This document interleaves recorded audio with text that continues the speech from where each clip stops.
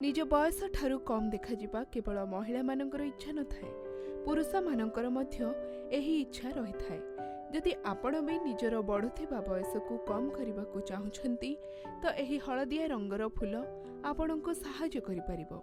आज्ञा हाँ, एही हलदिया रंगर फूलर ना हेउछि सोरिष फूल। आयुर्वेद अनुसार सोरिष तेल बहुत रोगरू उपशम देइथाए। जदि आपण निजर ओजन कम करने को चाहुछंती तेबे आपण आपणको रोषेई घरे स्थान दियंतु सोरिष तेल को।